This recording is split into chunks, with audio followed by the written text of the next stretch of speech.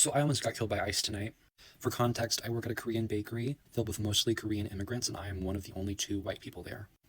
We had closed about 10 minutes ago and we were cleaning the tables while somebody else was doing the tills. There were about 3 Korean ladies there tonight and me and the other white person.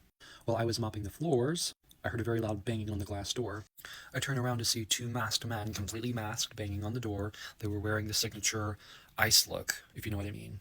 Immediately, I know who these people are and what they're here to do. I also know that everybody in the building is documented. But who brings documentation with them to work? Nobody. Nobody does that, not even United States born citizens. So we think really quickly, we hide the Korean ladies in the freezer behind a shelf, World War II style, and I have the other person get on the phone with the police because they're coming here without a warrant and they're being aggressive. So I go to the door and ask them if they have a warrant. They said that they don't care and they don't need that, which, like, and that's like in verbatim, which is insane to me, like that you would just say you don't care. And essentially, I told them that I was not going to be letting them in without a warrant. I also told them that in no way, shape, or form would I physically stop them from coming in. And that was simply for my own safety, because if you haven't seen what's been going on in the Midwest lately, which is where I am, it's getting really bad. It's getting really bad. People are being killed for recording ICE agents now. We saw that today. So one of the ICE agents pulls out a handgun and taps it on the door. He then points it at me. And so we kind of have a back and forth.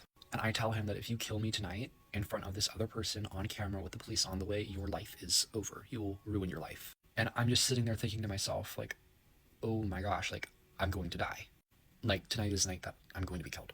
Which is, like, not something that I've really thought about processing before, like, the prospect of dying. Like, you don't really think that you can die until it's you being faced with death. And I came, like, really close to it. Eventually, the police arrive and the ICE agents leave, and the owners and our manager show up. And me and the other white person, we get put into questioning because we were the official witnesses of the whole situation. And now I'm home trying to process everything that just happened. Mind you, I have work again tomorrow. So just friendly reminder that it doesn't matter if you're not in Minnesota, Minneapolis, or, Portland, Oregon. If you are literally in any major metro area or in the Midwest, end of story, and you are working in a place or living in a place filled with immigrants, you are not free of risk from ICE.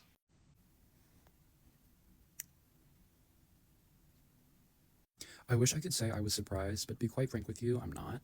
Not even a full 24 hours after me making a video detailing the incident that I had with ICE last night, a very obvious Trumpy came into my DMs and essentially doxed me. It told me to comply or die.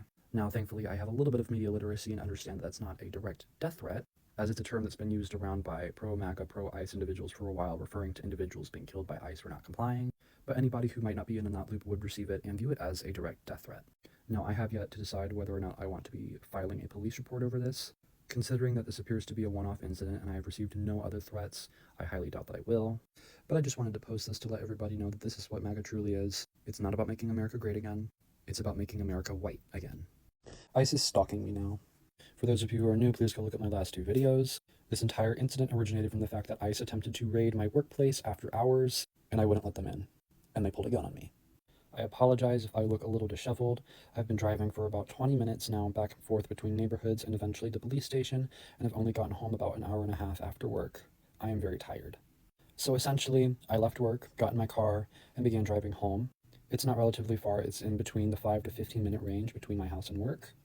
And when I reached about 5 minutes away from the subdivision that I live in, I made the realization that this SUV with tinted windows had been following me for about 10 minutes at that point. Given everything that had gone on lately, I was on high alert, and this immediately set off red flags in my head. So I'm driving around for about 10 minutes before I dive into a subdivision. I didn't dive into my subdivision because I don't want them to know which one I live in. And after about 10, 15 turns, they kept on following me, and that kind of confirmed it in my head I'm being stalked. Like I said, these windows were tinted, so I had no way of making out who was in the vehicle, which was a very intentional move on the driver's side. So I did what anyone with common sense would do, and I went to the nearest police station. Once I had gotten inside, I immediately filed a report. I let them know about what happened at my workplace the other night, along with the threat that I received last night. I was then told by the 2 officers at the front desk there that I was smart to come to the police station as soon as I did, because those were likely 2 ICE operatives seeking to essentially arrest and deport me. I have yet to decide whether or not I will be quitting my job, but I am considering it. This is simply for my and my coworkers' safety. Now, as far as I am concerned, I was not followed home, and I've been here as of right now recording this for about 10 minutes, so hopefully I'm not kidnapped or murdered in my sleep. Also, I'd like to thank you all for the support that I have received on my last 2 videos regarding what happened. It's been very encouraging and uplifting to me. This is a very scary time in my life, as I've never really faced anything like this before. So thank you.